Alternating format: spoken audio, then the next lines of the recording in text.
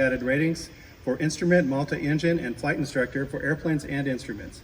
On June 9, 1967, she and a crew of 3 took off from Oakland, California in a twin-engine Lockheed 10 Electra, a sister ship to that flown by Amelia Earhart on her fateful world flight in 1937. Exactly 30 years later, Pellegreno found Earhart's flight plan destination, tiny Howland Island, dropped a wreath, and returned to Oakland on July 7th, completing the 28,000-mile commemorative flight. Anne's an author, and her books are on the table, and she has many accolades in aviation, and you just look at her Wikipedia, trust me. So without further ado, Anne Pellegreno.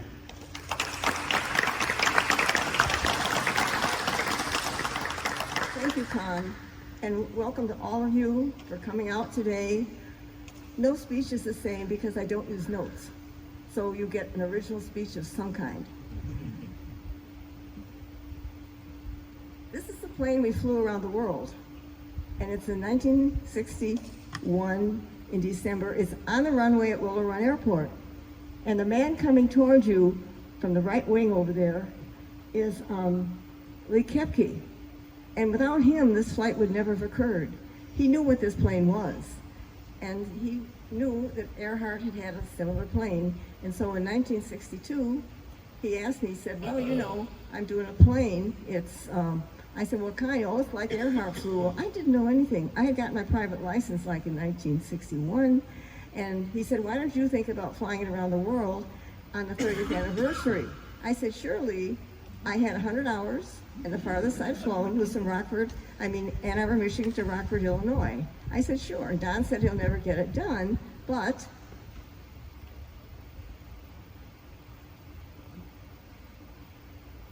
he did. And by March of 1967, we still had snow on the ground up there.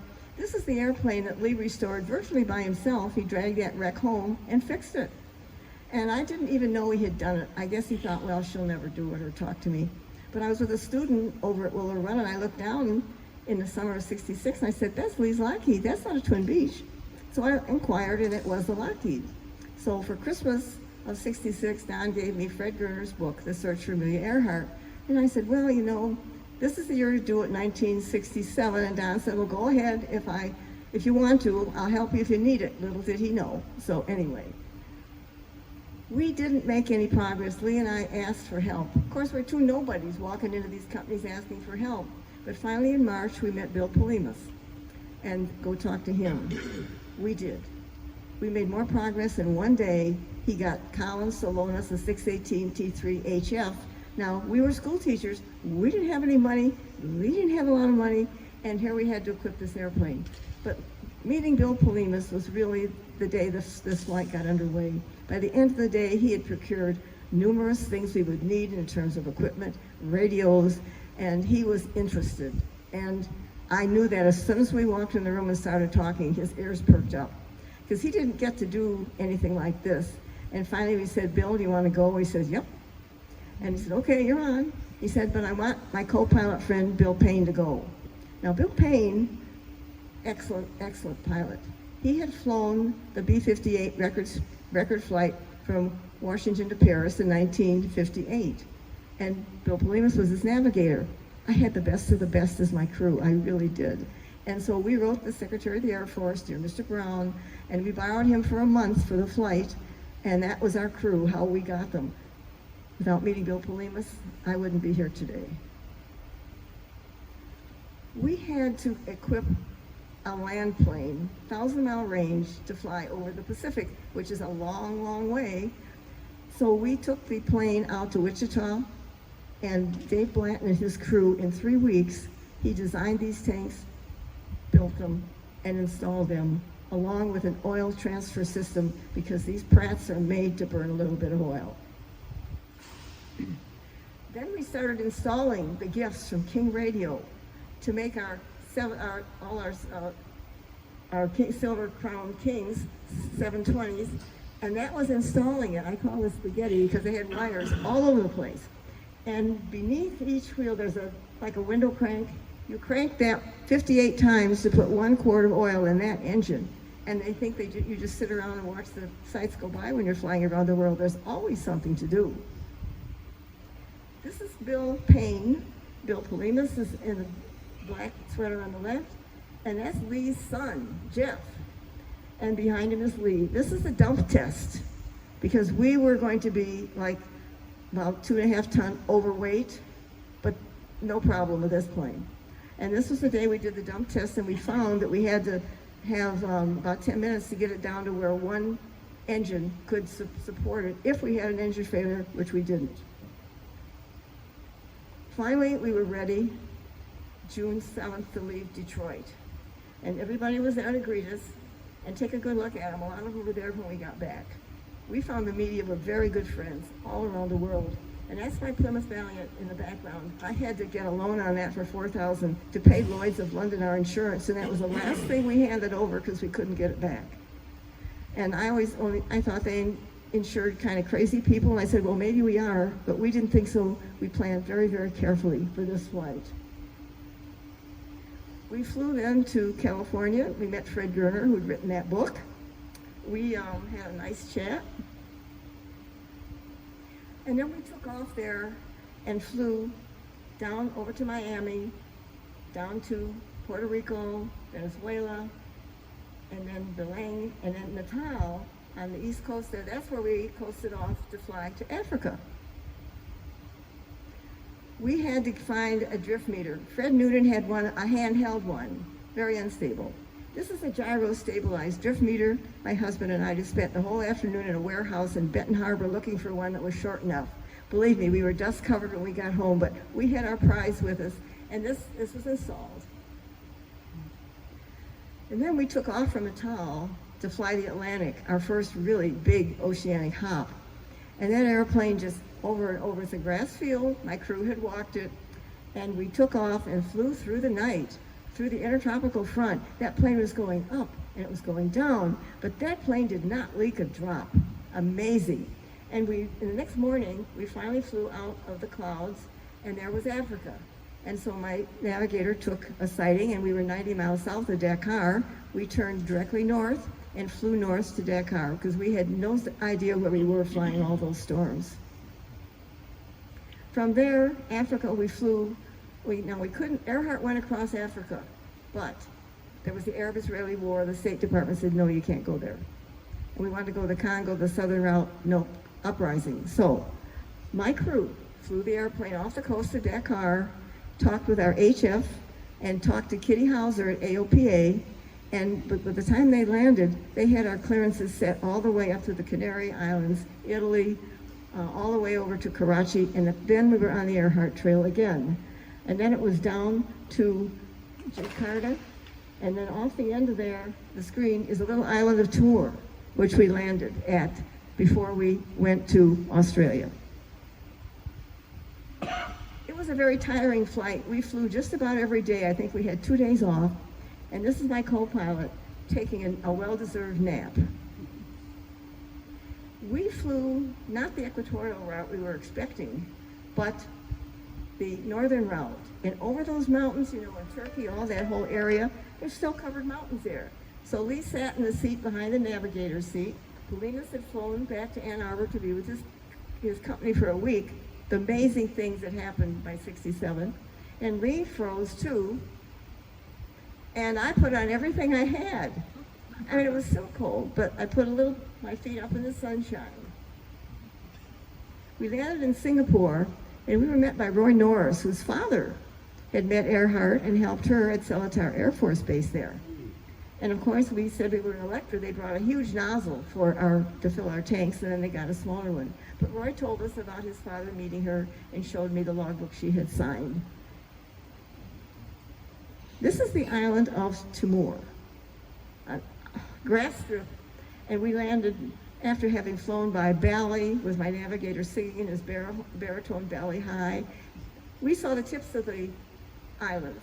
There was a cloud cover below. And so we landed and we taxied up to the gas pump. The gas man had gone home, and by now it's getting dark. And we need to get to Darwin, Australia that evening, so they gassed the plane, and we turned around and we took off after dark and had to turn right away over toward the ocean. We did not want to fly over these hills, heavily loaded. This is Lay, New Guinea. We finally got to Lay. And in 1937, that airstrip is sod. It's only 3,000 feet long. And I talked to Bertie Heath. This is what was in 67. It was 5,800 feet and paved, and we were very happy to see that. And here it is coming in. You're headed toward the Huon Gulf. There's a 30-foot drop-off there. There's no excuse you have to get airborne by then, and we did. And Bill Payne asked to do his runway scraping buzz job, which he loved to do, and he did it. Believe me, I tucked my feet up. And these are girls that walked down 2 miles from a technical school up at Lay. And I was showing them the wreath that we had procured in Port Moresby for me to drop on Howland Island, as we intended to find it. I sometimes wish I knew what they were doing today, all this time later. But they were wonderful, they were interested, and the people in the background are ones who had been there when Earhart had come. And so we had a good conversation. 30 years later is enough where you met people who had met Earhart when she was on her flight. This is Bertie Heath. He's a pilot. He flew gold up to the mines and back and forth and worked at the gold mines up there. And when he was coming back, he saw Earhart take off from the air. And she took off very slowly, of course, and near the end of the road is a road going across the runway. There's a little hump. She bounced on that hump, throwing up a cloud of dust. The next thing the people on land saw, she had disappeared below the cliff. And the next thing they saw her, she was climbing slowly, slowly away toward her destiny. And this was our route from there. Lay, New Guinea is on the left. Next was Nauru Island. We had enough fuel to get to Howland, but there was no longer any sort of a runway on Howland, and there were tons of birds. But they had 2 nice runways prepared for her at Howland. And then we overflew Howland and down to Canton Island, and from there we took a day off there. We even went fishing. It was wonderful. Caught tuna we shared with the mess. And then we flew up to Honolulu, and then our longest flight. As we flew, though, we think back about other things that had happened on the flight, other people. And this is the one at Nauru. That was a dirt strip, too. And that was very exciting. I think the whole island was there. It was administered by Australia. And the school children had made us all crowns of frangipani. And my crew were very, very good sports. We all wore them. And we did have an EAA logo on the side. Other than that, it was just a plain silver airplane, which we wanted. We didn't commercialize our flight in any way. It was just a memorial flight to Amelia and Fred. Now, we took off there after dark and headed toward Howland. Now, in the morning, here's Bill using the sextant that we had borrowed 2 of them from some military establishment. And we borrowed a lot of things. We did return them. And those are the harnesses we wore, to which we could attach our parachutes, which are complements of the Air Force. We never had to use them, though, thank goodness. And he's sighting, and then he would plot. And friends of ours built the radio rack for everything we had. Was done by friends, EAA, Antique. A whole world helped us get on this flight and get around the world. Believe me, I owe everybody. When we got to what we thought was Howland Island, we didn't go right to it. Because then if you get there and you look and there's no island, which way do you go, right or left? When we were about 40 miles out, we turned about 40 degrees to the left. So when we reached that line of 157,337, we'd be reasonably sure, that was the sun line, that we'd be heading toward Howland and not away from it. But there were storms around the island. And here we are, we're flying around under and around these storms, 200 feet above the water, looking for this island, because if we went up, we couldn't see down and find it. And finally, Lee said, I think I see an island. And it was so good that he found it first, because the flight had been his idea. And that was just so appropriate. We only had time, though, about 10 minutes, because we spent so long finding it, to fly around the island once. And then Bill Payne took over, and I went back to the door, and Lee kicked it open with his boot and held it open. And I dropped a wreath exactly the same morning, 30 years later, July 2nd, 1967, that Earhart had been looking for it in 1937. And hopefully it landed where another pair of Lockheed 10 wheels should have landed 30 years earlier. Then it was up to Honolulu, and we did have our name of the companies who'd helped us put on the plane then, and we're wearing our leis, of course. We're talking about our overwater flight, which will take us back to the state. This is our longest flight, and we were tanked up, and we knew it would take a long time to get off, and we did get back. 19 hours of flying. We thought we might have to turn out back because of headwinds, but Bill finally said, no, we can make it. So here we are at Oakland, and everybody was there to greet us, and we made it, you know. Everybody's smiling, of course. And 2 days later, we were in Newton, Kansas, where they had a big Earhart celebration there. That's my husband and me. He had flown the wives down from Ann Arbor, Michigan, and we were all together after a month. And this is Miriam Morrissey. This is Amelia's sister. She's a wonderful lady. And she gave me a pin. She looked for a 4-leaf clover to give us luck. You know, if she didn't have it, she gave me a dogwood. I said, Muriel, that's the most beautiful 4-leaf clover I've ever seen. And I gave her one of the roses we had been given when we landed in Oakland in honor of her sister. Then they had a program, and that's me and my husband and Muriel. And Ray King was a Kansas representative. And he came to Detroit twice to see our plane. Very interested. And he sent Kansas Wheat with us on the flight. And then the next morning, Sunday, we had to go to Oshkosh because that's where Lee was from. And he wanted his relatives to see the plane. He was growing up west of Oshkosh. And so we borrowed an instrument flight chart. And here we are. And here we are. It was raining when we took off. And we got back. I shot a run right down to the runway, 200 feet, and then it was the runway runway right below, and here we are taxiing in at the end of our flight. And they were all back to meet us. And that's my husband looking over my shoulder, like in the back. Oh man, they came in really close, you know, but they were our friends, and we spent 3 hours talking with the press about the flight to tell them what had happened. Because the press had helped us all the way around, Associated Press. They spoke English. If we needed something, they knew where to get it. I mean, we had help from every quarter in the universe. This is us, happy. And it really took 5 of us, 4 of us, and a Grand Ole Lockheed 10 to make this flight. Then we went home, and Saline, my little hometown, south of Ann Arbor, where I taught school, they had this sign up there. And that stayed up for years, and finally I think it was moved to the west side of the city once, and it went up to Lansing somewhere. But that was just fun to see when I got home.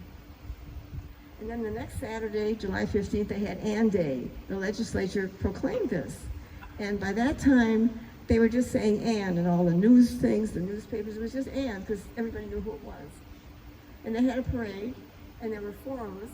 And we got to see our own parade first, drive by, and then we came back and watched our parade. And then we went up to Rockford. It wasn't Oshkosh, it was Rockford. Flew the plane up there, and this is with the governor of Wisconsin. And he wanted to see everything inside, so he had an hour tour inside the airplane. And we were there for a week and had our flight covers there and pictures that we were giving out and everything like that. And then we went to Ottumwa, Iowa, for the Antique Airplane Association, their annual bash they have over Labor Day, and they're having it again this year. And that red jacket that I'm wearing today, I wore when I flew around the world. And it's just as good as it ever was. And I got it out last night. I said, I'm going to wear this tomorrow. Because there's that same jacket and that same picture. So, okay.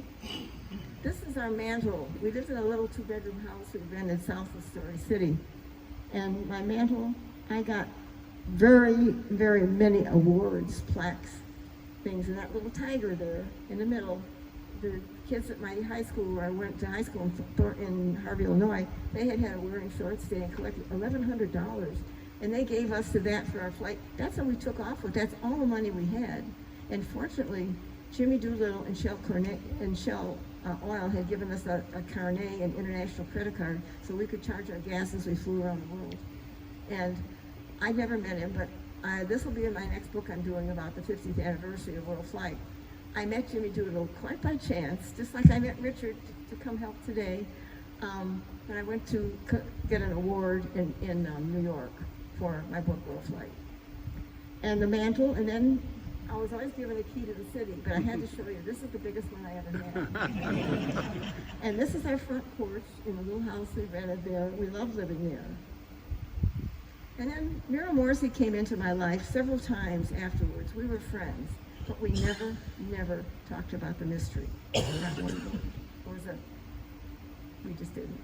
And this is up in Atchison in 1997, the 100th birthday of Earhart. And she's there with other people, and she's just the most gracious lady. And conversationally, we talked about Amelia, but never about the flight. And she carried Amelia's banner forward in the best manner she could the rest of her life. Our airplane then, Lee couldn't afford to buy it and keep it. I couldn't afford it.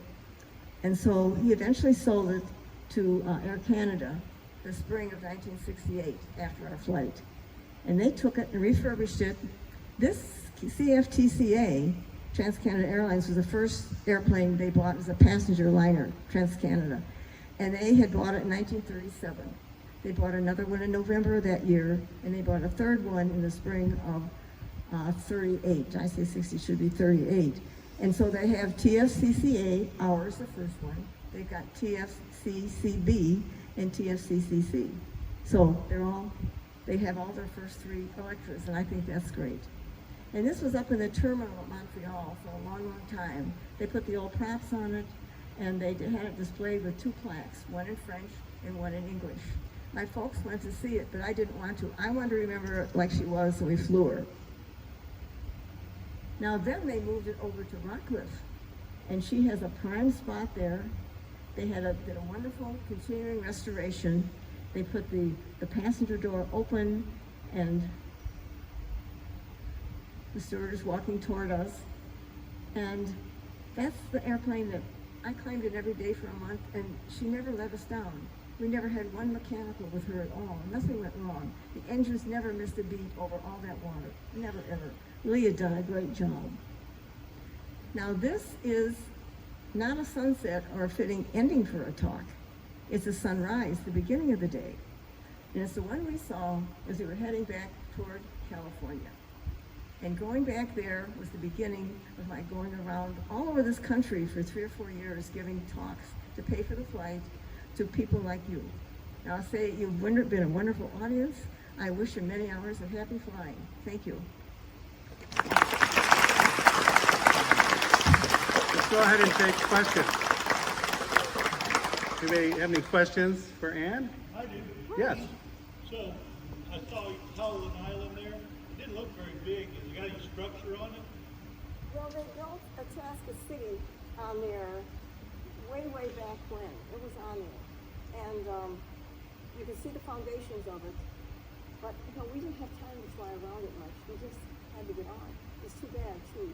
But it's like maybe 10, 12 feet high. It's a half a mile wide, about a mile and a half long. Not like the Canary Islands where you could see them for miles. And so I'm glad Lee saw it. It was so appropriate that he found it. And he was so happy. That was his goal, to prove that it wasn't the airplane, that he did it in the best possible way. Yeah. Howland is very tiny. It didn't look very big, and so I suspect it was pretty flat on the water, and you probably have a hard time finding it. It's a sawed-off mountaintop. Is that right? Yeah. Let's get you back on the microphone. mic, Ann. Oh, So, okay. but yes, sir. Somebody raised their hand. Next question. There we go. Did Lee have to do any maintenance on the airplane during the flight?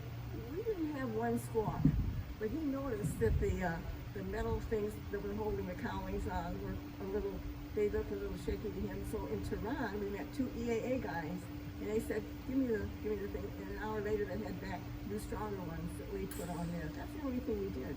We wouldn't have had to, but Lee was always looking ahead. But other than that, nothing went wrong with that airplane. He pushed a switch, whatever it was supposed to work, worked. I mean, it was amazing. Everything was amazing about this flight, about the help, the things we got, the things we installed. It just went the way it was supposed to. I guess it was planned that way. Yes, another question? Yeah. So what was your longest flight day? It was from Honolulu to California. And how many hours was that? 19 hours, something like that. And we stayed awake a lot of that time, and it was a very exhausting flight because we flew all but about 2 days of that flight. You know, we always had that airplane ready. The two Bills had planned the navigation and what they were going to do. And lots of times I spoke with the media and I got the food and anything else that needed done. Anybody on that flight did what it took to get it going, to keep it going. Nothing. No, they asked me to do something, to do it, you know. It was an amazing crew, an amazing flight. And I think that crew was sent to us because they were the best. Absolutely the best. Yes. Did you fly most of the Oh, trip? I flew a lot of it, but that airplane, when Lee had restored it, it had a little built-in crook. You had to always have a little bit of right aileron to keep it straight and level, especially when we flew the 2-minute sightings for the section to do. Anyway, and your shoulder would get a permanent ache in it unless you changed. So Bill and I exchanged flying. We just exchanged. And the first thing I said to him when we first flew together is I said, Bill, if you ever want to take over, just do it. Because I had 30 hours in the airplane when we left. And I love flying it. I had flown from Twin Beaches and I had a multi-engine and other two, but I love flying that airplane. It's a beautiful airplane to fly, very honest. Never tried to ground loop. It's just a great airplane to fly. Ma'am, was there an autopilot? We had no autopilot at all. Nothing. And Earhart had one. Earhart had a thing she could use to write in her journal. We didn't. We hand flew that airplane all over the world. Yes. I've always been fascinated with navigation. I'm an old type of guy. Glass cockpits and all that, that's too modern for me. I like the slide rule and the calculator. Yeah, me too. Your navigator, could he pretty much pinpoint where y'all were within 5-10 miles? Oh, he was excellent. He had everything nailed. And we didn't have him aboard from the Canary Island, or from Portugal, from Dakar until he met us at Singapore. He wasn't aboard, and we did it with Bill Payne.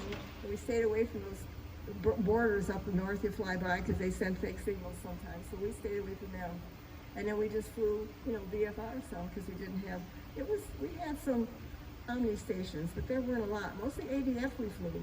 It was ADF. And you like that because you're old time. Yeah, I'm curious, did he, I know there are certain conditions where you can't use a sextant. You have to see the stars or the sun's sextant, I believe. Well, did it ever get cloudy, or did he ever start cussing because you couldn't take a fix on Yeah, all the way over the Atlantic Ocean. That's why he was 40 miles off, right? But no, when we landed in Dakar, it was straight in, and we ended up because we couldn't find out where we were during the storms, and then we just went north to where it was when we could take a sight. But we never had to, do that. And we came back to Oshkosh, of course. We filed so we could get into there for me. What was your average cruising speed for the trip? We tried for 150, and we were on the military network because of Bill Payne. Our code name was Rapid Rocket at 150 miles an hour. And we were in contact with the Radio Shack at Collins Radio and with Andrews. So we just called Andrews, Rapid Rocket, and they gave us our new frequencies for the next day and everything, because of Bill Payne. And I could be talking to my husband in 10 minutes through that system. He'd call my husband, and when we were approaching Howland, I talked to the 99s. They asked me to do it using the 618 T3, and I mean, they all heard me. They were in Washington D.C., and it was just clear as a bell. And I talked to my folks before we got to Howland, and when they answered, it was just as if they were sitting on the wing. That 618 T3 HF was a wonderful thing for me. It was so clear, and you could understand people, thousands of miles away. Even though you like old things, I like that new thing. HF. Yeah. All along the way when you landed, what was the least amount of fuel you had on the airplane when you landed? Oh, we didn't we had a good thing. I think we had another maybe 3 hours when we got back to California. We could have flown on further.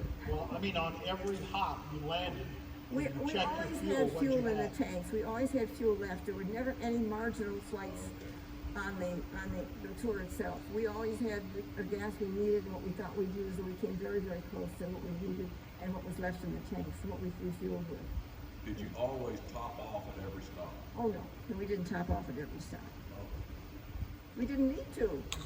Why make the old girl work harder than she had to? She was doing so well. Yes. When did you realize you had a passion for flying? How early was that compared to your concerts? That's in a new book I'm doing called We'll Fight the Earhart Trail. the 50th anniversary edition, because I lived in a suburb south of Chicago, and when we had friends come into Midway, my folks would take my sister and me out to Midway Airport. And then after we had said the appropriate goodbyes, we got our thin dimes to put in the turnstile to get on the observation deck. And we'd go out there, and I'd watch the engines start and belch their black smoke. But this is like DC-3s. This was like in the 40s, 50s, you know. And then it would start, and we would taxi away for an interminable time, and they'd wait at the end of the runway, and then they'd take off. And I followed that silver speck as long as I could. And so someday, I want to be the one departed. You know, I never thought I'd fly a silver plane around the world myself, ever, ever. And I built a yellow model Piper Cub when I was in grade school. Yeah, painted it yellow. We ended up having a Cub too that we did in Iowa when we moved there. Yeah, it was just an experience that opened so many doors. We met so many people, and I talked a lot, you know, to the women and the girls, you know, because I tell them the airplane doesn't know if you're a girl or a boy. It's going to do the same for you as it would for a guy. So, and I had a flight instructors, and I taught women. And I think they do just as well, if not better, sometimes than the men. Excuse me, guys. So now we have women astronauts, and I waited for that. And I think women are finally coming into their own. And as it happens, something you might think about, that because we didn't let women do all the things they wanted to, we've lost so much that we would have had done had we just let them do what they wanted instead of holding them back. Like my friend, Wally Funk, she was with the 13 women that tested to be an astronaut. And what they do is they say, no, we're not taking any women. But she finally got up. Now, you know, this last year she got up with Jeff Bezos, I think. And she got to fly into space for a couple of minutes, and she was just thrilled. Just thrilled. Finally, she got into space. So we have to give women every chance to excel in anything they can and help them in any way we can. So I'm talking to the women, too, here. And you can do what you want, too. You really can. Just do it. You can't sit around. I didn't sit around too much in my life. I was always doing something. And I'm glad, because I got things done. I had good life, very good life. And airplanes were a real part of it with Don and me. We were building and restoring them. We built a Smith mini plane in 1964, and we flew it. We both flew it the same day. He flew it, and they came back because he wanted to change the rigging a little bit. He came back, and then I was at Ann Arbor Airport waiting for him from this little airport we flew at near Little Run. And so then I flew it, and the throttle stuck. So, okay, this setting, I can make it back to the airport, so I did. And I bounced over the fence, went over the fence, bounced a little, but I got it back. And then we flew it a lot. We sold it, we flew it for years. And we restored about 15 airplanes. And about 25 years ago, Don said, what would our life have been without aviation? We both said boring at the same time. Yeah. Any other questions? Is the navigator on this flight still alive? I've lost all my crew, and the wife of Bill Payne, my co-pilot, and the wife of Lee Kepke, they're still living, and we still correspond and talk. We didn't see each other a lot after the flight. We had a reunion on the 20th anniversary of our flight in Ann Arbor, and Lee had sponsored that. He took the money he got from selling the Lockheed, $25,000, and started his Detroit Institute of Aeronautics, which was his goal. And he did that for years. And his two sons both got their A&Ps there, and it was sold to another owner. And I mean, Lee did what he wanted, and all of us did. And Bill Payne continued flying when he got out of the Air Force. He did commercial civilian flying, and Bill Polinas would sometimes fly with the airlines, you know, to do it. But when we asked him if he wanted to go on that flight, he'd been waiting. He wanted to go so bad because it was so different from anything he'd done. It was a chance to do something really different. So, and without him, without everybody that helped us, I wouldn't be here today. And neither would you. But thank you for coming. Anne, Yeah. can you explain what these are? Because I know you brought these. Oh, these are flight covers, and I want each of you to get one somehow, or if you have a stamp collector friend. These were all flown around the world on our plane, and we never weighed the plane when they were aboard, let me tell you. We had a bunch of them. And you get one of those, and there's a little thing inside that tells about it. But just take one, and that's been around the world with us. Stands for the Karachi. So, Yeah, I'll I'm put them sharing all my up here stuff. with some of your books that you're donating to our squadron. Yeah, and I'm giving the people here a copy of all the books I've written. And one I have about a wasp who was from Iowa, and she's in my third volume of my Iowa Takes to the Air. So I met hundreds of people from this, and I really enjoyed it all. I lectured all over, walk in a place, give a talk, you walk in and out with friends, you leave your friends. So just the way it is. And I enjoy giving the talk because I get to go on the flight again. I like that. Well, stay put for just a second. We have something for you. You have something for me? Yes. Edible? It's lunchtime. In time. Yes. You may have already said this, but I got a bad habit of not listening. Is this airplane still intact and alive? Well, our airplane is now at the museum, the new one, where I had the stewardess walking from the door. Yeah. That's our plane up there now. They moved it over there. And so it's there. I'm glad it's there. It belongs there because the story of its flight in this country is just a blip on its history. That was their first passenger airliner for Trans-Canada Airlines. And they've got the next two also. They've got them. They're looking after her. I'm happy she's there. Don't you think those airplanes talk at night when the door clicks shut? And doesn't my airplane have a good tale to tell? She does. Well, we have a little something new for your mantle. Woo! This is a model of a B-24. And we will. And we just want to thank you for coming here and sharing your story with us. Well, It was delightful and what you accomplished. And again, all the accolades which you didn't want me to go through on Wikipedia. And has many, many awards and books and just what an incredible life you've got. and I've always shared it with people I've tried to because I was privileged to make that flight. And so I shared it as much as I could. Yeah. Well, So thank this you. is our gift to you. Oh, thank If you you. want to hold it, anybody want to get any pictures? And suppose that we could bring up the lights, folks. Thank you very much. You can put your arm around me. Oh.